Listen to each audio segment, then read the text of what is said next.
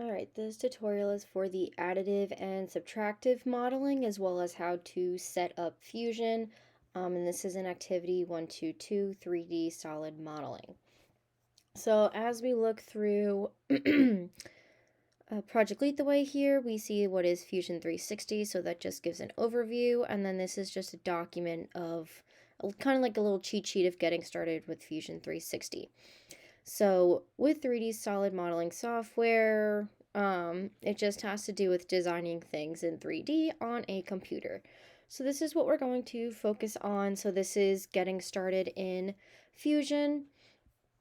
So you've already created a team, and now we're going to start creating your first project. So we're going to really start at step 3, which is using a start a new project and name the project using format provided by your teacher, such as IED last name. We're going to do something similar where you're going to do IED underscore and your initials. So your team name is up top here. So if you hover over, you can see it says team account. So that is mine. And then you're going to have a project. So to create this, you just click on new project. One pops up. You would do IED underscore your initials and hit enter. And I'm just going to delete that one since I already have an IED with my initials. So now that you have that project created, we're going to double click inside and go to people. Sometimes you'll have a box here that has my name, or that has a way to type in an email address. If you do, you'll put in my email. Otherwise, you'll go to view members and then you'll put my email in there. This way, anything you create in this IED with your initials project, I'll be able to view everything in there. You won't have to worry about creating any submissions on Schoology. I just look at the last day that it was edited. So if you do edit it after it's due, you need to let me know so that I can look at previous history and see when the last time it was edited prior to that. So you always want to make sure that the last time it was edited was the due date and the time would be before class is over. So we're going to start by creating your new activity or new file. So this is just creating a folder within the project, which we're going to do in a second. So we're going to be doing additive and subtractive modeling. So we're basically going to be making this final project or final object here. One is creating the overall shape and then cutting into it, which is subtractive. The other is doing the base of it and adding on top, which is the additive. So we're going to be using the cube construction block, which is called solid primitive. So it's a primitive box. This just walks you through how to do it, but we're going to be doing it ourselves as well. So what we're going to do now is create a new folder. Activity 1.2.2, since that's what we are currently working in. Double click inside that folder, create another new folder, and this is going to be additive first subtractive. And then we're going to double click inside there. So now we're going to create the file now. So we're going to create a new sketch. For the subtractive, we're going to do it from the front view. You can do it from the top view, but it really does not matter. We're going to do a rectangle. You can either do a 2-point, which would be from the origin and dragging it in another direction. The 3-point is you can kind of create that on diagonals. And then the center rectangle, you can go from the middle and drag it out and it makes it symmetric all around. I'm just going to do the 2-point rectangle. I'm going to click on the origin here, drag it out, and our dimensions are going to be 3, hit tab, and then 5. So you can see that there's now locks on here. If I move my mouse, it just moves it the same size into the different quadrants. So the little locks there is locking it in at those dimensions. Just hit tab and you can go back and forth between the two. Once you have the dimensions you want, hit enter, and your shape should fill in this light blue color. We're going to hit finish sketch, and now we're going to extrude, which you can do by coming up here or typing in E on your keyboard. This arrow then comes up. You can drag it to wherever you would like your extrusion to go, which we're going to do 2.5, or no, I'm sorry, 3. So it's going to be extrusion of 3. You can type that in here, you can type it in this distance box here, or you can just drag the arrow for it to be 3. And we're going to click OK. Now what we're going to do is to cut inside, is we're going to create a new sketch. And do not select one of these little squares here. We want it to be on the top of the rectangle we just created. I'm going to move this over here a little bit so it's a little more centered. And we're going to create a 2-point rectangle. We're going to start from the bottom right corner. And you're going to drag up to the top until you see the X with the triangle come up. So not just the X. As we see here, you want to make sure it's the X with the triangle in the top left corner, because that indicates the midpoint, and we do want it to be halfway.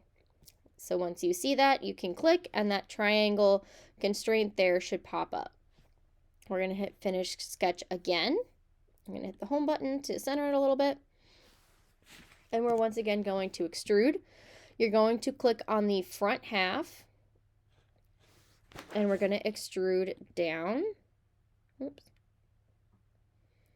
We are going to do 2. There we go. So you can use the arrow to drag it down, or you can type in -2 here, -2 here. You also want to make sure the operation is a cut, and this is red. We don't want it to be going on top. We are doing subtractive, so we want to make sure that it is going into our design. Once you have it set like this, hit OK. You are good to go. However, if we look at our image here,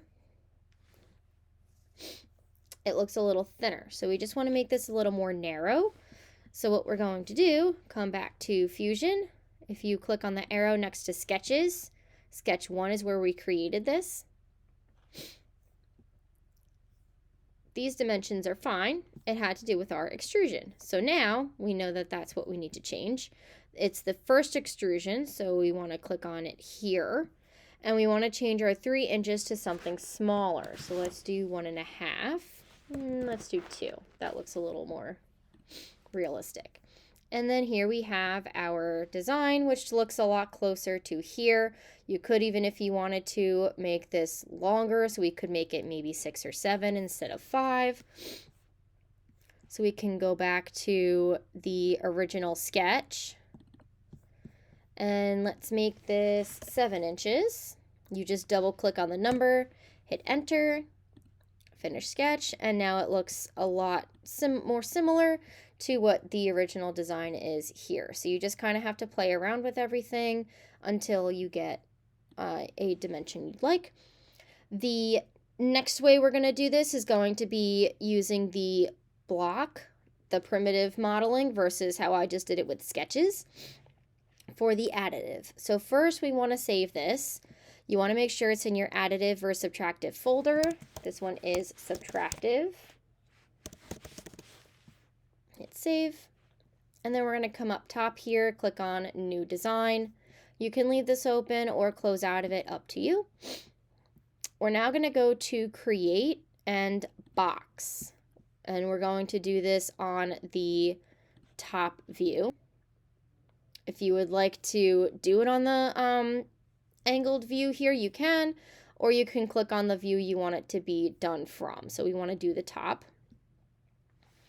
Now our dimensions here, we did 2, because this was when we did the extrusion portion, and we made this 7. So 2 by 7, hit enter. If we go to our home view, we can see here that we have our overall shape. And then our dimension, if we recall, our original height was 3 for the subtractive, and we cut into it 2.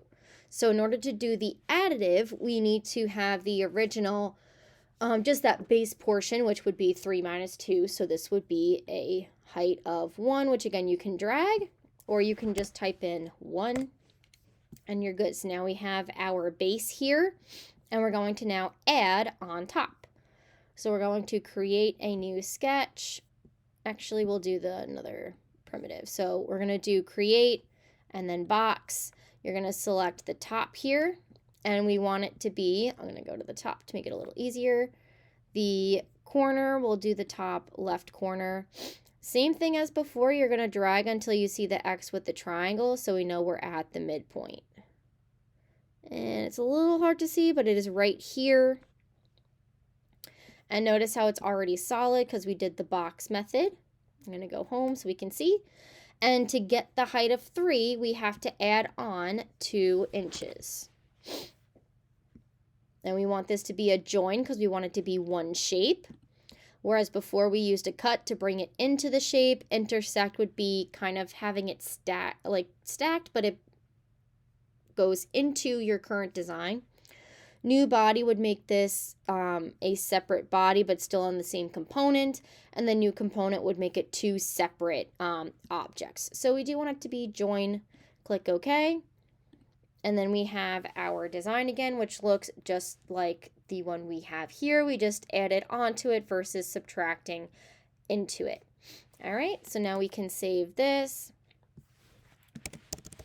So not only did we create the additive versus subtractive in different ways with sketches versus primitive modeling, but also with adding on top and cutting in. So your additive and subtractive are now complete.